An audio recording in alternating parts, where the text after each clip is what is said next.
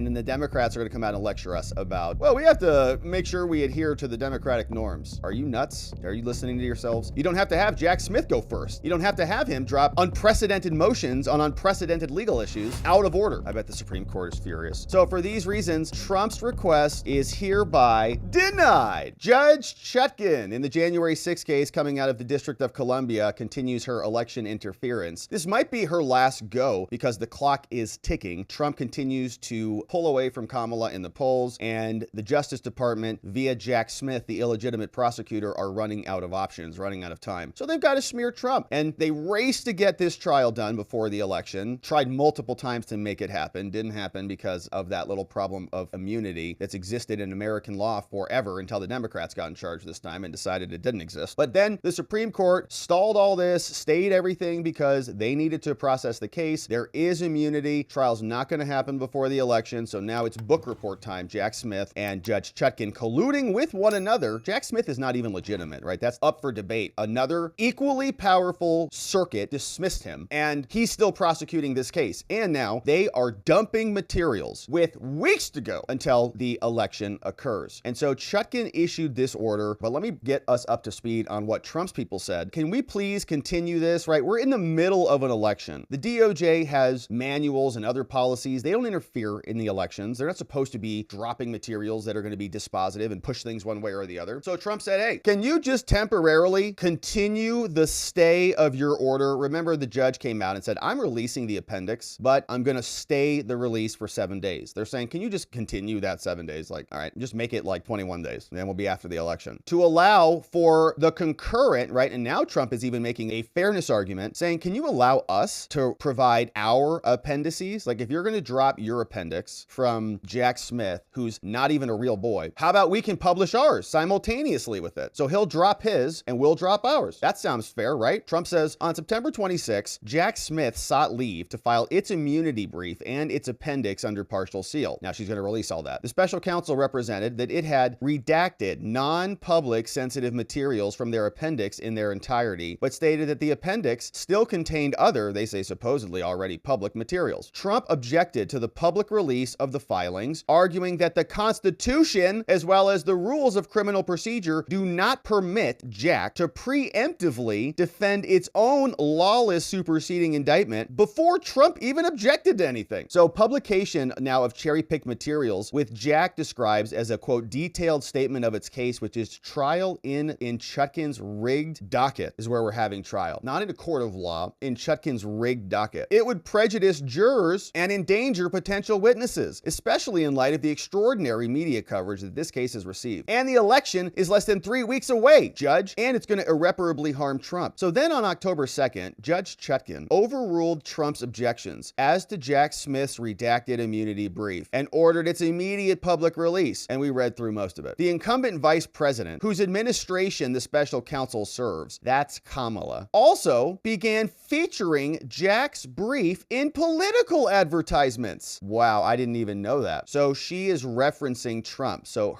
see how sick these people are? They're going to lecture us all about democracy. And they're the same people. Kamala's office, Kamala's executive branch, which operates Merrick Garland, who's the Department of Justice Attorney General, hired Jack Smith. Jack Smith is not independent counsel. He works for Garland and then prosecutes Trump, and then Kamala is going to run advertisements in this vein. Fight like hell. You don't fight like hell, you're not going to have a country anymore.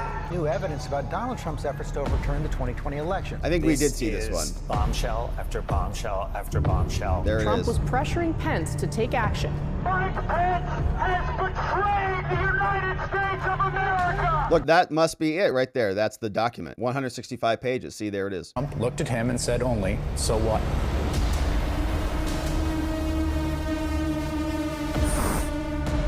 That's Kamala's ad. Wow. So they're still doing that. That's a wild ad. That's what they're hitting citizens with all over the country. They must be desperate. All right. So that's what they submitted. So Kamala is literally using her own administration's prosecutions against her political opponent in her advertisements. And then the Democrats are going to come out and lecture us about, well, we have to make sure we adhere to the Democratic norms. Are you nuts? Are you listening to yourselves? Thus, without any semblance of due process at all, including Trump's right to cross-examine witnesses, which you can't do in a piece of paper, appear and call his own witnesses in court, the public has been poisoned by a one-sided prosecutorial narrative that is being used for political purposes by Kamala and her administration. And so then after that, on October 10th, just a few short days ago, the court determined that the redacted appendix should also be released because Kamala's desperate, but stayed implementation of that order for 7 days to permit Trump to evaluate further litigation. And so that's what we're doing now, saying district courts possess inherent power to temporarily stay proceedings, Judge, and you can do this. Deciding whether to stay an issue is an exercise of judgment, which Chutkan has none. Here, Trump requests only, very only, that the court briefly continue its existing stay. Just continue it. I'm not asking for anything new. Just postpone it a couple weeks until after the election, such that the redacted versions of the appendix that they're planning to drop and Trump's forthcoming appendix, so Trump's response to Jack, can be released at the same time. Now, although this stay will not eliminate the harms Trump has already identified clearly, certain harms can be mitigated. For example, if this court releases Jack's cherry-picked documents, potential jurors will be left with a skewed, one-sided, inaccurate picture of the case. Those same jurors may not see Trump's later responsive filing, and even if some do, first impressions are prone to remain. And you don't get to cross-examine them like you do in court, right? In court, you have a witness come out, says a bunch of garbage, and you get up and you get to cross-examine them and get to prove that is garbage. And then they get to come back and try to rehabilitate that witness. It all happens in real time. Everything can be reported simultaneously, and that's it. Now, what happens here is Jack's 165-page dookie has been sitting on everybody's desk for weeks now by the time Trump's going to have an opportunity to respond. This is especially so as Chutkan also gagged Trump, unconstitutionally restricting his ability to even speak against this using his First Amendment protected political speech. He can't even publicly comment on this stuff. So Jack gets to say whatever he wants on the public docket and Trump is gagged. Conversely, if the appendices are released simultaneously, if we do this fairly, at least some press outlets, not holding our breath on many, will attempt to report both sides of the case, reducing, although again not eliminating, the potential for irreversible prejudice. Now, similarly, Judge, the risk to witnesses will be somewhat reduced as the public will have a more balanced picture of their testimony and how it connects to the case. And the public interest here, which the court has previously relied on in making scheduling and redaction decisions, also supports simultaneous releases. And they keep saying, well, the public has to know that Trump's an insurrectionist. It's not election interference at all, because the public needs to know. As the Supreme Court has held, the determination of immunity raises multiple unprecedented and momentous